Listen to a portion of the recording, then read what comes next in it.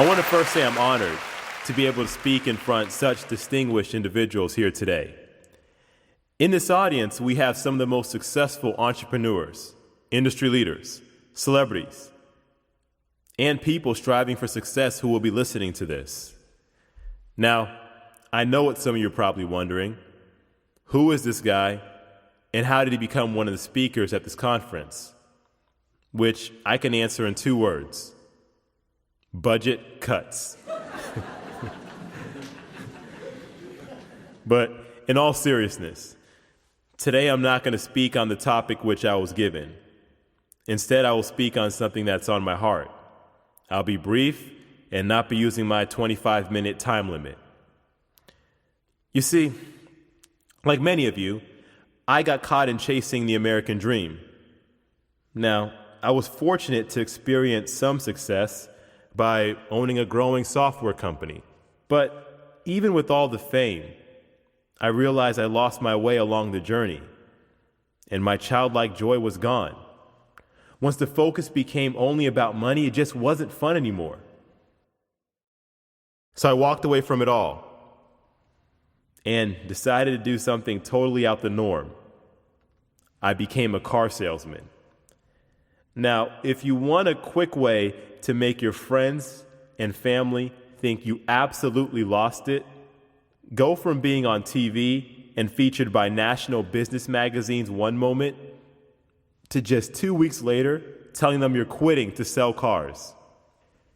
You will be shocked how many therapists and prayer suggestions you will receive.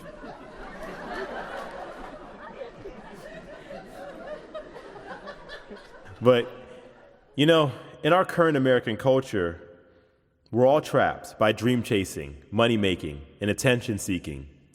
The vicious system which is more powerful than all of us. However, in the midst of all that, there are 3 things I feel we need to try to do more of. The first is to relax. Our pursuit of perfection keeps us in a constant state of worry and stress, which stress has been proven to be the cause of most of our illnesses we suffer. I believe what we're all chasing after is the perfect life circumstance, something we'll never obtain. It becomes a Casper of our minds, elusive and imaginary. We feel only if we get that promotion, close that deal, marry that one person, or make more money, our lives would be so much better. But once we obtain what we wanted, we soon lose appreciation for it, and then look for something else that we do not have. And then the vicious cycle continues. Which is why I said the first thing we need to do is relax. The solution to our stressing is learning once we make our plan of action just to be content with our reality. Relax. Find the positive and the silver lining in our situation. Remember, perfection is only perception. What's perfect to you might not be for someone else. It's why marketers and PR specialists make so much money by simply adjusting a few words, which then change our view on an event, product, or person. For example, let's say you and your spouse go away on vacation to some beautiful exotic island, and you're experiencing and seeing things you never will again in your life.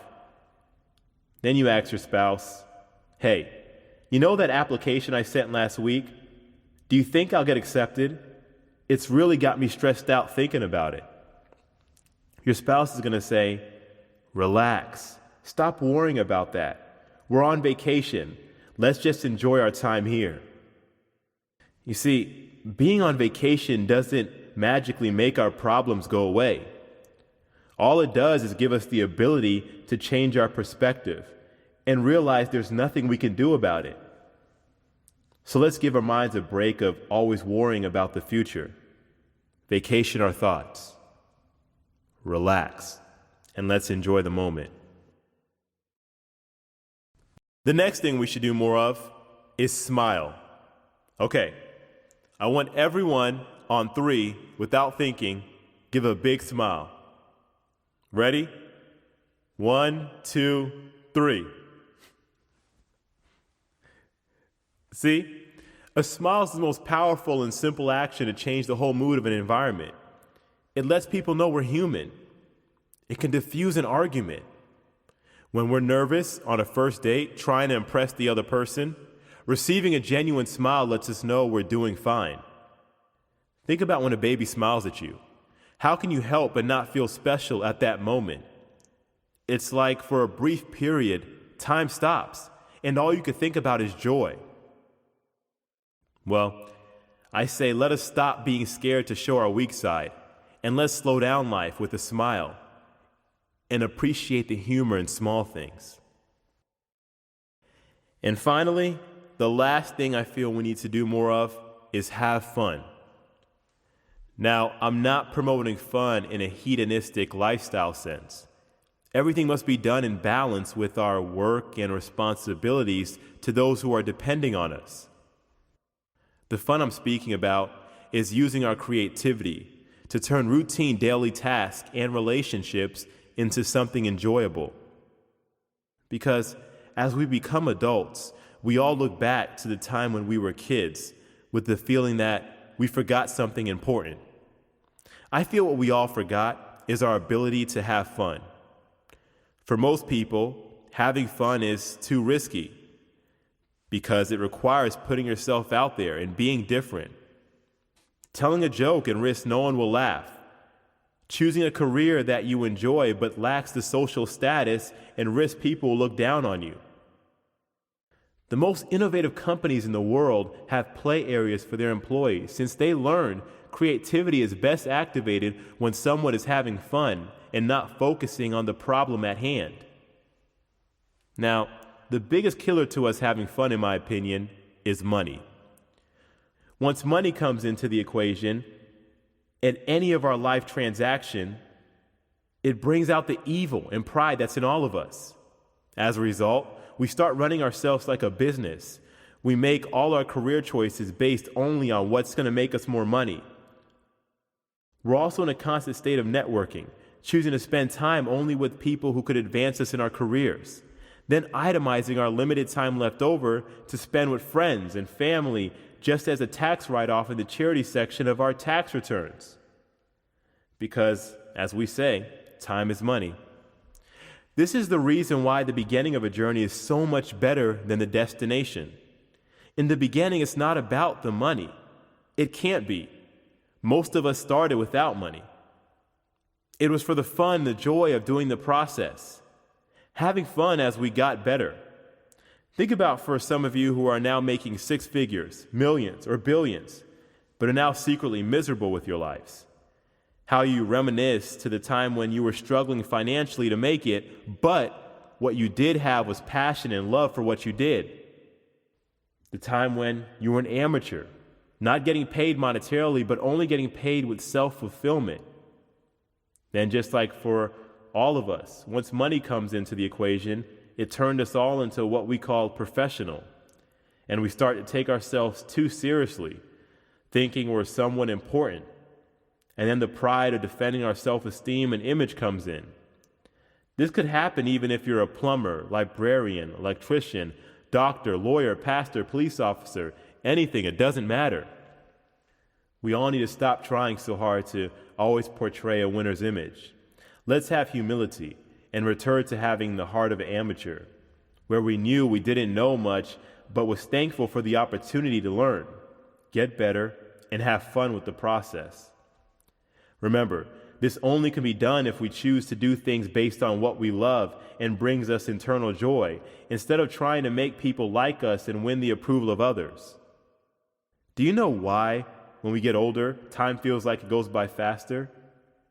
It's because when we're younger, we're constantly having fun, experiencing new things we never have before. Our first time playing a new sport, first time in high school, our first job, date, car, first time with a new hobby. All these become fun new experiences that slow down time because we're all living in the moment.